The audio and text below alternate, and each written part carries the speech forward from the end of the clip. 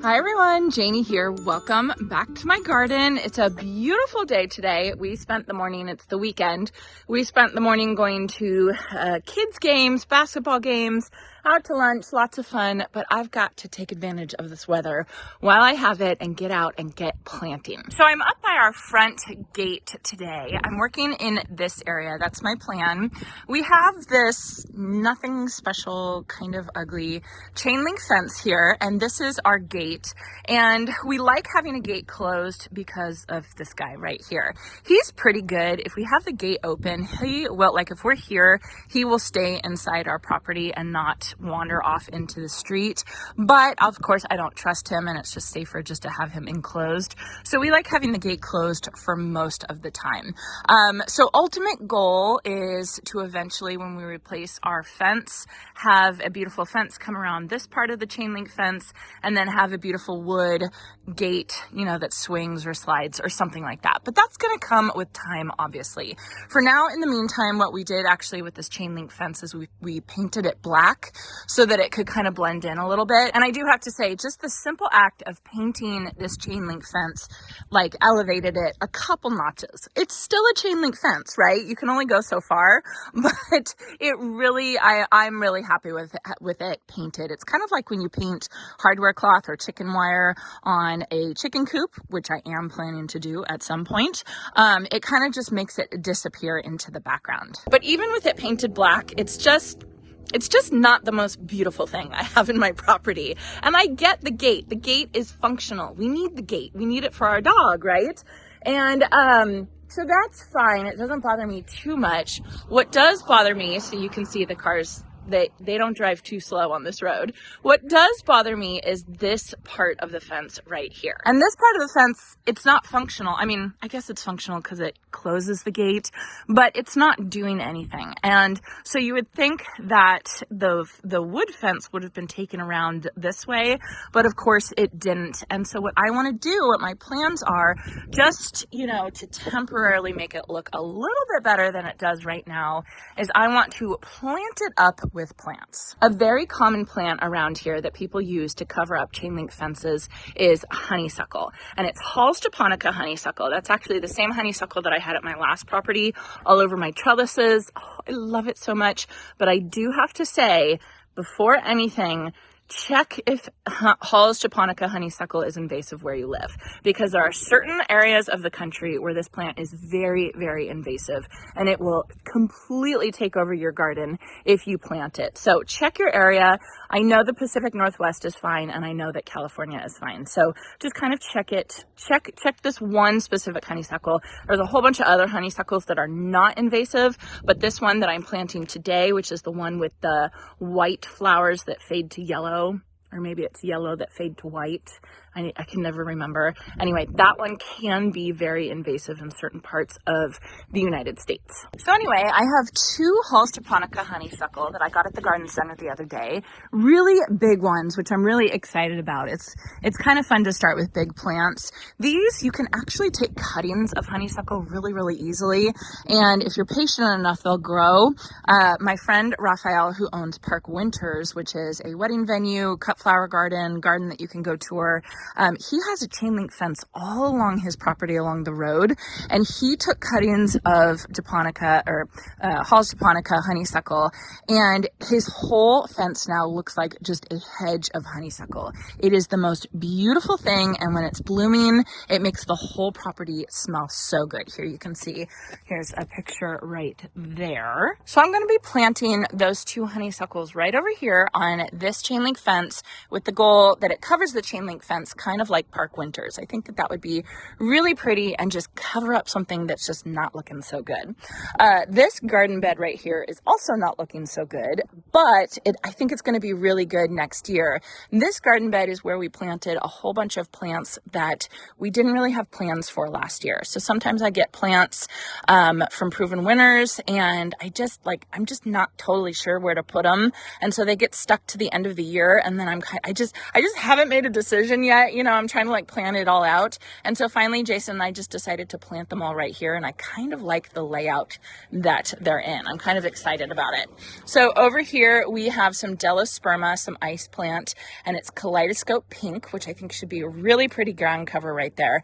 I hope it's going to grow because you can kind of see the quality of the soil. It's very rocky. Somebody obviously dumped some concrete mix in here at one point. It's just, we've tried to amend it with compost a little bit, but it's just not the best soil. So we'll see how it does.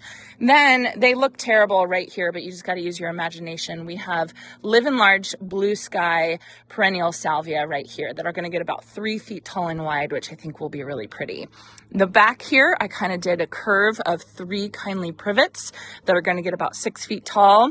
And then I had one random purple fountain grass right there that I planted that I do need to cut back today. So I will be cutting that back today. And I'm just going to squeeze in the 2 honeysuckle right here, and hopefully that can grow up and over and end up looking really pretty. So everybody, wish me luck on digging these holes right now. I have to admit, I'm kind of nervous with the quality of soil right here. It's so rocky.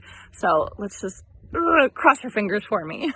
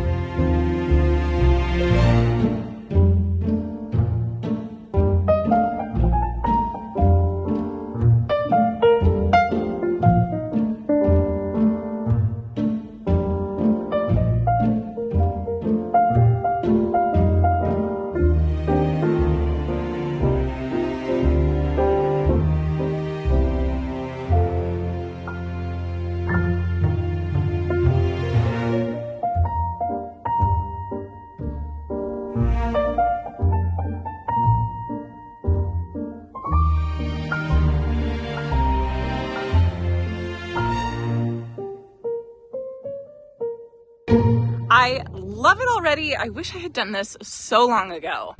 I can just imagine it. It's gonna grow, it's gonna leaf out this spring, and it's gonna cover that ugly fence, which is going to be so nice.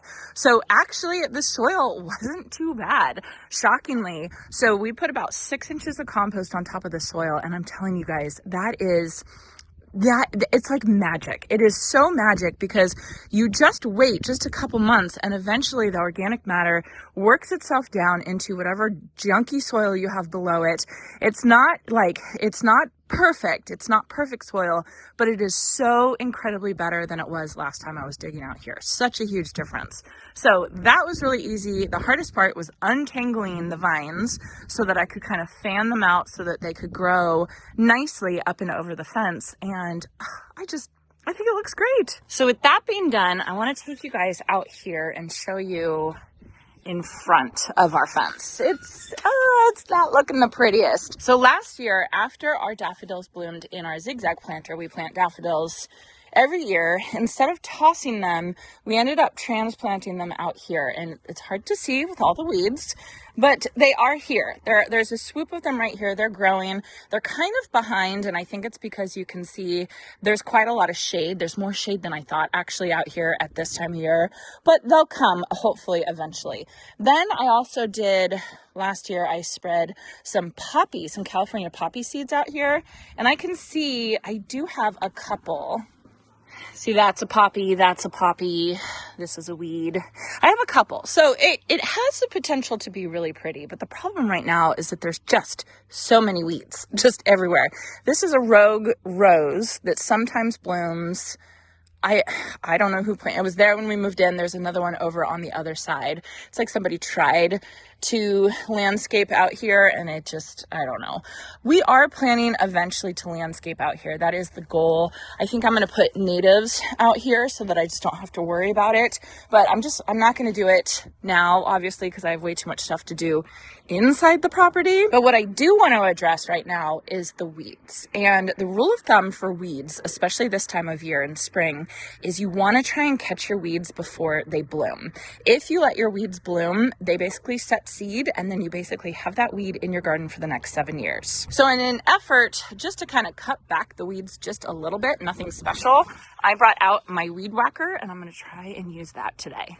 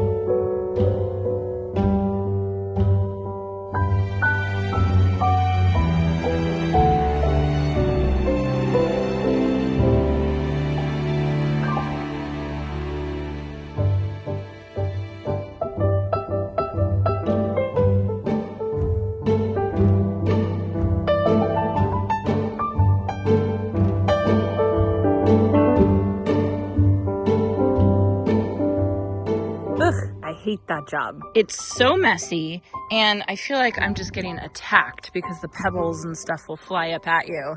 So definitely wear eye protection when you're doing something like that. So it doesn't look great. The point of that is to like cut the weeds, cut their little heads off basically, so that they don't get to the point where they bloom. And so there was a lot of them that I was seeing. There was one weed in particular that I don't know the name of that I could see. It was like just starting to bloom. So I almost might even have missed it. It was this one right here. This one. So yeah, you know, you want to hit it just before it starts to bloom. And if you do that and you consistently do that, you're going to keep your weed population way down. So I was avoiding the California poppies right there, and then of course the daffodils. But I think that's enough of that. I'm done. So the honeysuckle's all planted. Some of the weeds are taken care of. That, when we first moved in, not last year but the year before, that is what our entire property looked like. Just those kind of weeds everywhere. And I was doing that. I was using the weed whacker all over. Oh, it was torturous. So as soon as we put cardboard down, and then we put 6 inches of compost and then mulch wood chips on top of that. And it just made such a difference, not only for the soil, but also just for keeping the weeds down. Honestly, made it much more manageable. I did want to show you our pathway of the center island. What we did is we got another pile in our driveway. This is called AB, or aggregate base. And this is what you want to put underneath, whether you're doing gravel or whether you're doing decomposed granite. This is basically the base that you want to do. And the reason why it's called aggregate base is because it's a mix. It's a mix of bigger rocks, smaller rocks, and then also dust. And what that does is when you wet it down and you tamp it down, it actually acts like a glue and it glues it all together. And by having a base like this prevents a lot of cracking or unstableness that you'll get when you have a pathway or something like that. So I wanted to show you all this to see. We've put it down. We did a couple inches because the guys that helped us dig out this pathway, they went a little bit deeper. They did a really good job. They went a little bit deeper, so we got I think we got like 4 inches of aggregate base here. And you can see we have to do a little bit more because we're going to finish with 2 inches of decomposed granite on top of it. And of course have the metal edging on either side. But just wanted to show you all this, that we're definitely getting somewhere. We've got the base down. We just used the hand tamper, but we do need to rent a plate tamper. And what a plate tamper is a super, super heavy machine that you just kind of walk up and down, and it tamps down everything to make it really compacted. And that's the right way to put down a pathway or like a patio or something like that. You know, it's like, quote, the right way. So hopefully you can kind of see a little bit more. The pathway is going to come this way, and then we are going to have the stepping stones in the middle. So we're going to step here, and then be able to get over on this side and have kind of like a bench over here. And I think it will be so pretty. I'm just super excited about it. I can't wait for them to come and install the gazebo. I'm like watching the weather report like a hawk, but we have a little bit more rain next week, and then hopefully they'll be able to come and put the gazebo in. Regardless, it feels like there's progress happening here at the property. Even if it's getting a bit delayed by the rain, there's still progress happening. And, you know, seeing signs of spring is really exciting. The almond trees are starting to bloom. I'm starting to see my plants come out of dormancy. Of course, my bulbs are just absolutely going crazy right now. So everything, it's getting to be that time of year that's really exciting. So I hope you all enjoyed this, and I hope you all have a chance to get in your garden today.